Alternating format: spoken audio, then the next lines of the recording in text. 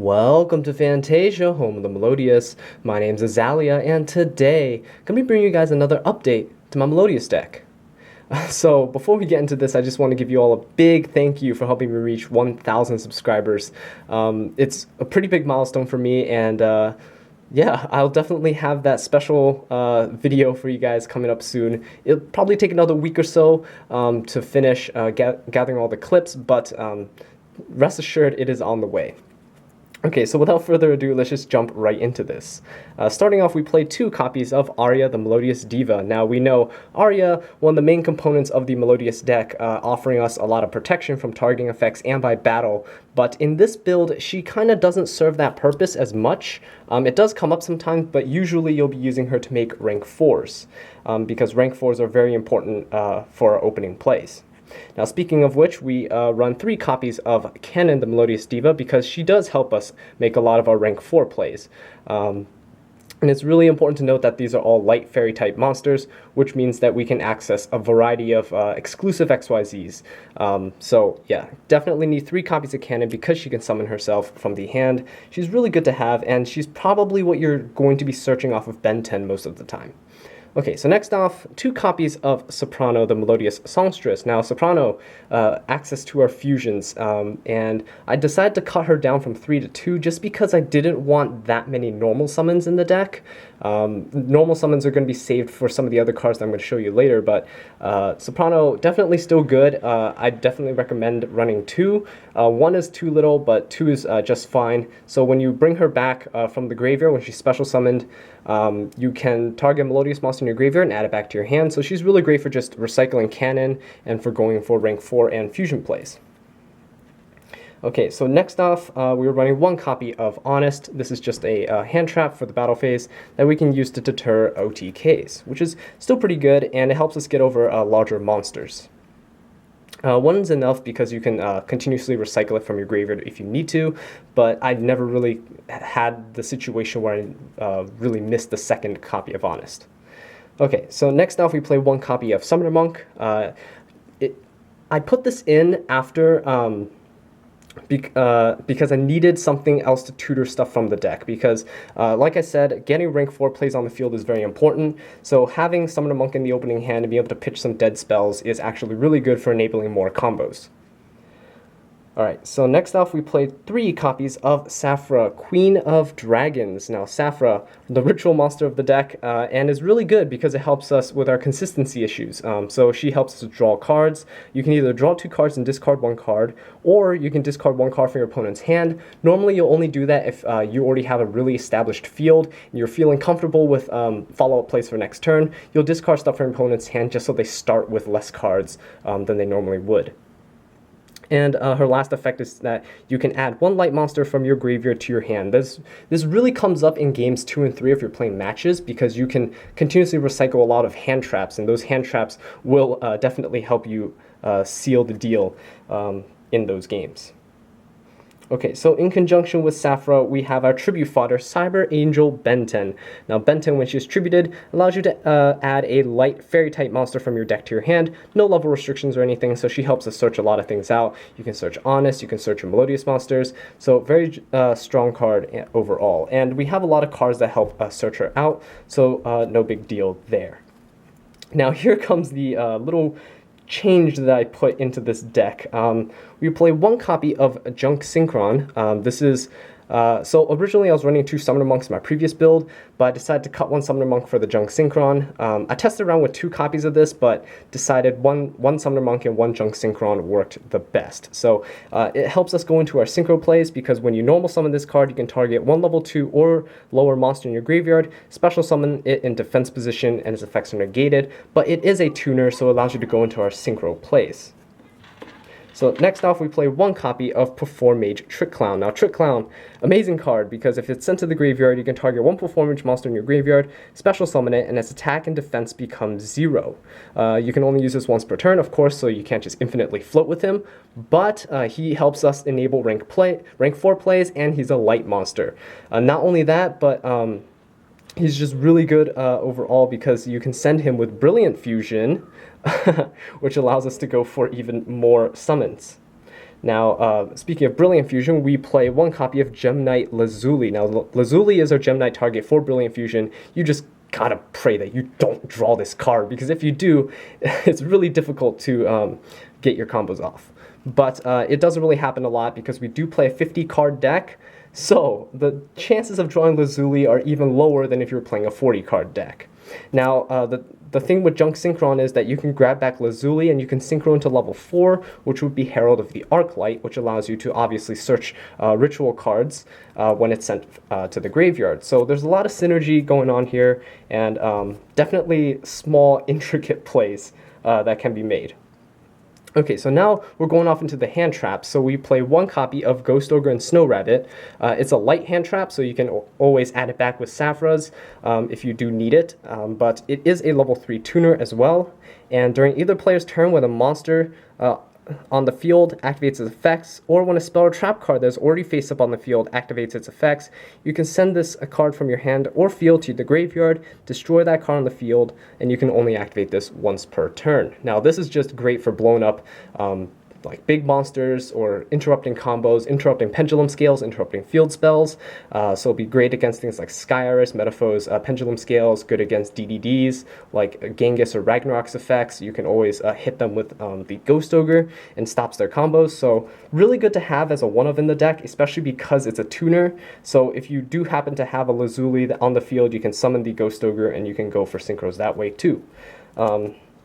So yeah, last monster in the deck, 2 copies of Maxi. Really good hand trap just because so many people special summon now. And although we do want to go first, if we do happen to go second, this just makes sure that we don't get blown out and prevents our opponents from, or at least discourages them from going and establishing a huge field first turn so that we have a chance to come back.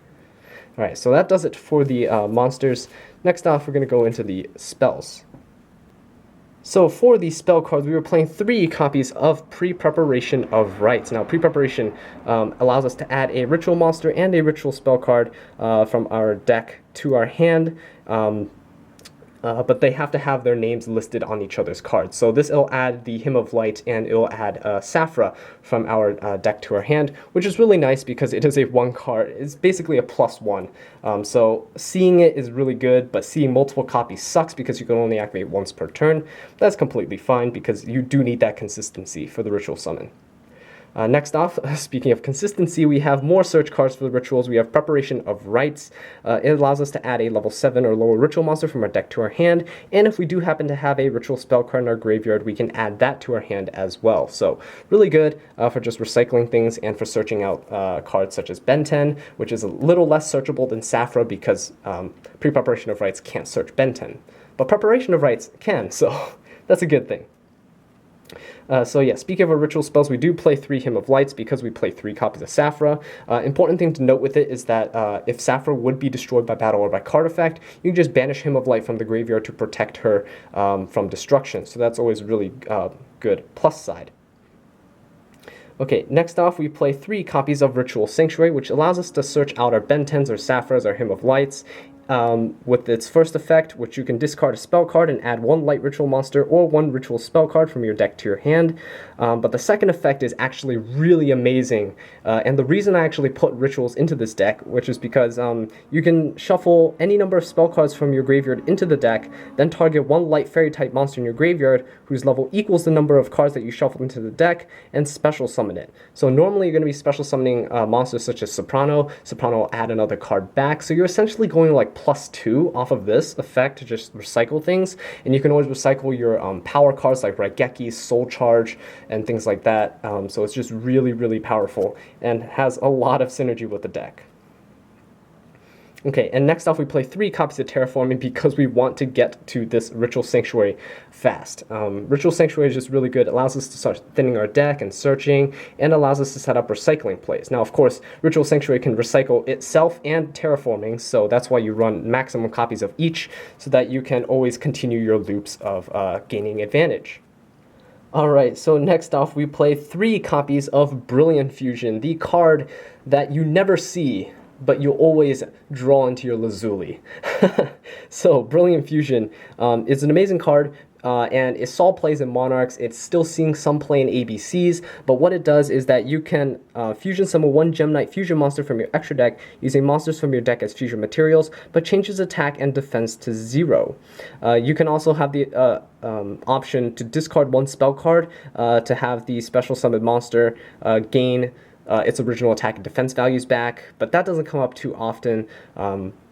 Normally we just need to get this off to summon our Seraphonite, which allows us to get 2 normal summons, which allows us to establish larger fields. So as you can see, this is a very combo-oriented deck.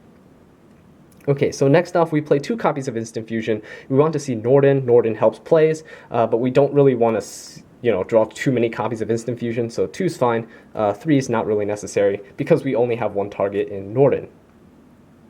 Okay, so next off we played 2 copies of Mystical Space Typhoon, changed from Twin Twisters to Mystical Space Typhoon because we like to go first, which means that if you set a Twin Twisters and your opponent activates like, a field spell or something, or like a Tenki to search, you're gonna go 2 for 1, which kind of sucks, but this just allows us to go 1 for 1, so it's just really good. You don't have to pitch any excess cards and stuff, so I like to keep it like that. Okay, so next off, we run 1 copy of Upstart Goblin for the consistency. Not really. It's a 50-card deck, but Upstart is in here because it's important. If you draw Upstart, you're fueling your graveyard with an extra spell card, so you can use your Ritual Sanctuary's effect to reborn things. And if you're side decking, you can always side deck out a copy of Upstart Goblin if you don't feel like you need it. Okay, so next off, we play 1 copy of Metamorphose Fusion. Now, Metamorphose Fusion, basically, we can't use its effect to fusion summon, but we can use its second effect is if this card is in your graveyard, you can shuffle it into your deck, then draw 1 card. So you can discard it off of Ritual Sanctuary, you can discard it off Sapphire's effect, you can discard it off of Brilliant Fusion's second effect to get Seraphonite's attack and defense values back up to its original values. So it's just pretty versatile overall, and even if you draw it, it doesn't really suck too much because you have discard outlets. Summoner Monk also allows you to discard it as well. Okay, so next off we play 1 copy of Tuning, because Tuning allows us to search our Junk Synchron, and that's actually a really good play, and it also mills a card off the top of our deck. If we get lucky, we might mill some extra spells, or we can mill a monster that we can get back later with Ritual Sanctuary. So really good as a little tech there.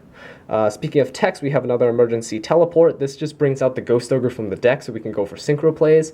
And we don't have to worry about using up the Ghost Ogre because Sapphire can always add Ghost Ogres back. And you can always recycle your E-Tellies or your Tunings if you really want with your Ritual Sanctuary so you can search again.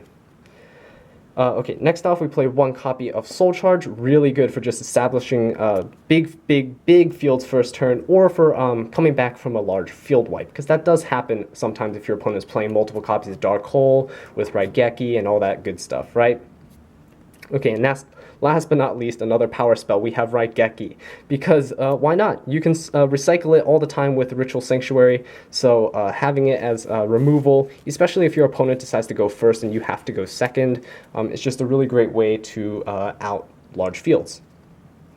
Okay, so now going into the traps, we actually play a couple of them. We play 1 copy of Trap Tricks Trap Hole Nightmare.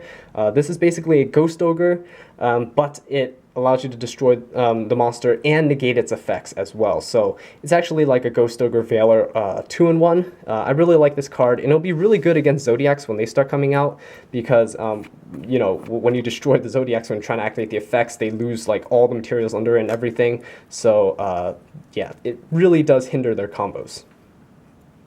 Okay, next off we play 1 copy of Floodgate Trap Hole. This is actually just very versatile overall, and I prefer it to over Bottomless because of the fact that you can use it on normal or special summon, and it doesn't matter about the attack value of your opponent's cards. And as we all know, Zodiacs, or at least Rat, is a very low attack value card. It's a 0 attack, 0 defense card. So if you can flip it face down, it prevents them from going off on their combos. You can flip their XYZs down, so it prevents them from extending their combos. It's just really good.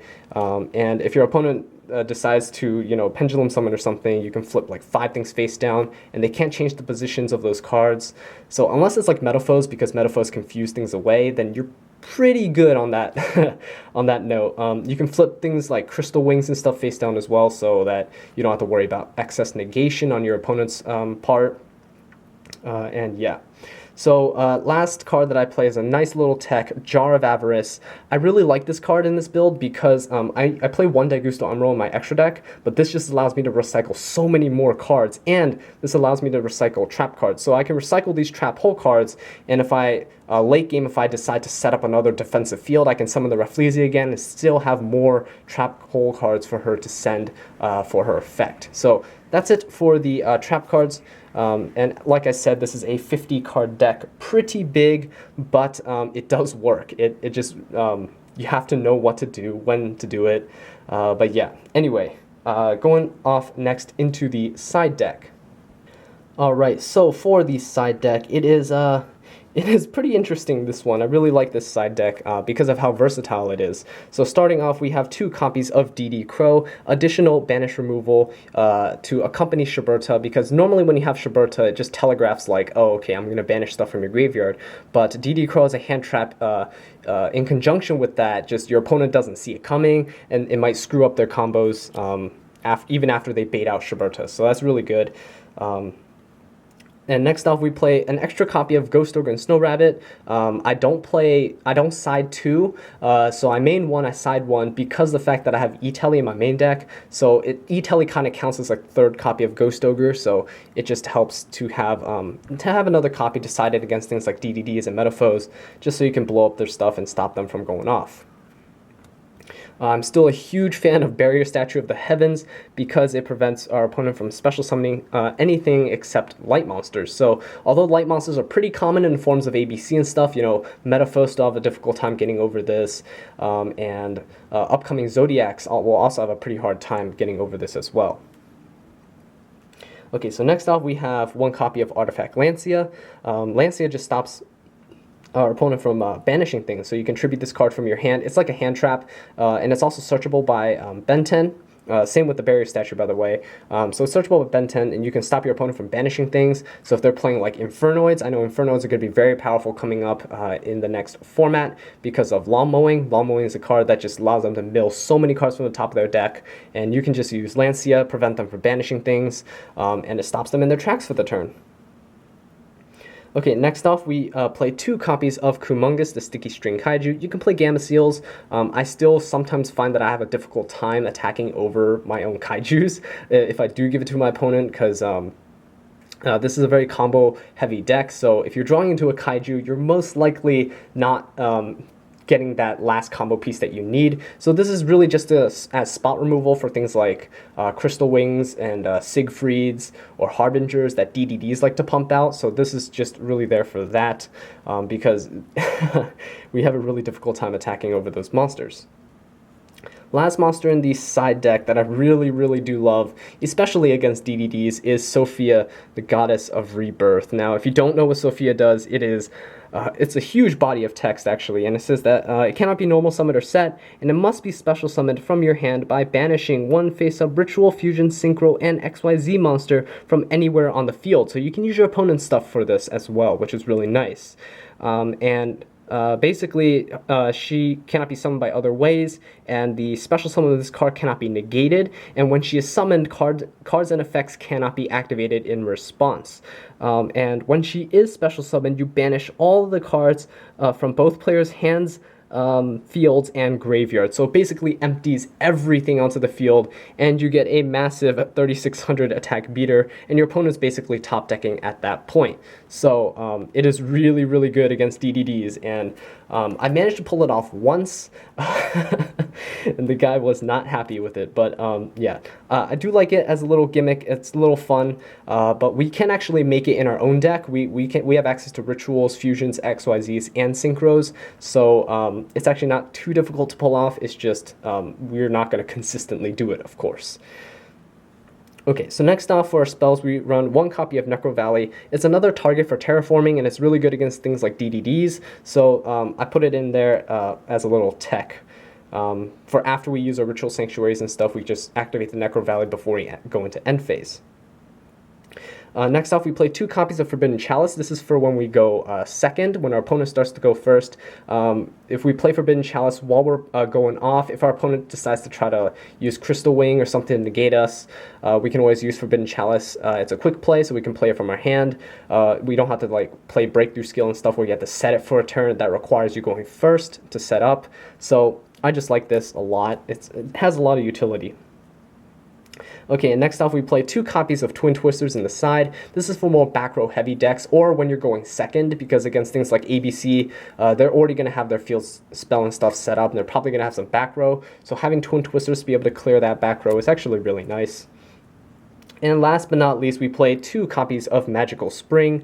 Magical Spring, basically just you draw a number of cards equal to the number of face-up spell and trap cards that your opponent controls. Then you discard a number of cards equal to the number of face-up spell and trap cards that you control. And until the end of your opponent's next turn, if after this card resolves, spell and trap cards that your opponent controls cannot be destroyed by battle or by card effects, and their activations cannot be negated. So you're probably wondering, well, why are you going to protect your opponent's spell and traps? It's because against things like Metaphors, where they want to continuously pop their own scales and like their combinations in their back row, this just prevents them from doing so. And by preventing them from popping their stuff, they can't set new spell and trap cards, and they're forced to start popping their own monsters, which is a little bit of an inconvenience for them at times. Also, a cool thing to note is that Metaphors players who play like Cleaforts, like Cleafort Scout and Cleafort Monolith, if they have a Scout in their Pendulum Zone, Cleafort Scout doesn't allow the person who controls it to special summon monsters except Cleafort monsters. So what happens is that when they're trying to pop their Cleafort Scout in their Pendulum Scale, you activate this, they can't destroy it anymore, you get some free draws, and now they're locked out of special summoning, at least for that turn. So then you have free reign on your next turn to try to go off and win. So that's why I really do like this. 15 cards right here, that's the side deck. Next off, we're going to go into the extra deck. Alright, so starting off with the extra deck, we play 1 copy of Trap Tricks Rafflesia. Now, Rafflesia, as we all know, tutors trap cards from our deck, trap hole cards specifically. So we run Trap Trick Trap Hole Nightmare and Floodgate Trap Hole that she can continuously pump out. And of course, if we recycle her and the trap holes, we can do it all over again. So kind of a nice little loop that we can do with her. Okay, so next off we play 1 copy of Abyss Dweller because it stops things like Light Sworns, because when Lawn Mowing comes out, we're going to see a lot more Light Sworn and Infernoid decks. So this just really helps prevent things like, Light Sworn Wolf from triggering and just helping them get free rank 4s, helps prevent the Trick Clowns, the Fairy Tale Snows. So Abyss Dweller is just really good in that regard. We play 1 copy of Daigusto Emerald because we do like to recycle things. Like this card is made so often in the deck. There's no space to play 2 copies of it, unfortunately, but we can recycle this card with Jar of Avarice. Most of the time, if you're drawing into like a Lazuli or something, you're going to hope that you can make a Daigusto Emerald to put the Lazuli back so that you can add your Brilliant Fusion. Jar of Avarice does the same thing, can put the Lazuli back into the deck, but that comes up a little less often. Okay, next off we play 1 copy of Bujinte Tsukuyomi. We're ABCs now. No, we did this before ABCs, alright? So Bujinte Tsukuyomi allows us to discard our hand to draw 2 more cards. Most of the time you're going to just set everything that you want or summon everything that you want and then go for Tsukuyomi's effect. And the fact that we have Brilliant Fusion gives us a free Trick Clown. So you just need another monster, basically another light monster to make this. So this comes up very often in first turn plays, and it's a really solid first turn play as well because it allows you to draw into your hand traps, your traps. It allows you to set up further for your Seraphonite. You might draw into more monsters that you can normal summon, so that's always good. Okay, next off we play 1 copy of Fairy Cheergirl. She comes up a little less often, but I really do like her as a way to, when we make Herald of the Arclight's a fairy, so you can overlay Arclight for Fairy Cheergirl, and then you can detach the Arclight. It'll get you a draw and a search, so Fairy Cheergirl is just really good for that interaction right there. We play 1 copy of Castel, the Sky Blaster Musketeer, because it's removal. Pretty standard in rank 4 decks.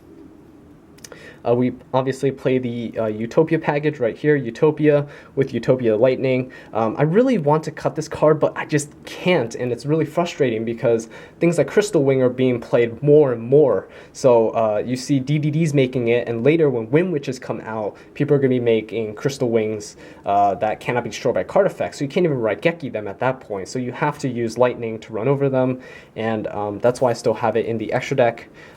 It's still a very powerful card. Okay, so that does it for the XYZs. Next off, going into the Synchros. So for our Synchros, we want one copy of Herald of the Arclight. We can make this with Junk Synchron and Lazuli, or you can use Ghost Ogre in place of Junk Synchron. You see Lazuli in the graveyard fairly often, so you're going to make this a lot. It's going to be the most common synchro I think that you make. Well, it might be tied with Ancient Fairy Dragon over here, because Ancient Fairy Dragon we use either Junk Synchron or Ghost Ogre in conjunction with any level 4 that we have to make Ancient Fairy Dragon. Now, we do pay a lot of life points in this deck with Instant Fusions, with Soul Charges, and Trick Clowns, so being able to gain back 1,000 life points by destroying field spells is actually really good. You can also destroy your opponent's field spells to search your own, so you can destroy the ABC ones, you can destroy Sky Iris, and things like that. So yeah, you get to destroy a field spell, gain 1,000 life points, then search one. And Ancient Fairy Dragon's second effect allows you to special summon a level 4 lower monster from your hand. Although you do lose your battle phase for that turn, but you can still use this effect on your first turn, so you don't really lose anything whatsoever. It just helps you set up further. So really good synchro to go into. I don't play any synchro level 8s. I used to run Crimson Blader, but you know, with Zodiacs and things coming out, it's going towards a more XYZ kind of format, so decided to cut that out and not play it.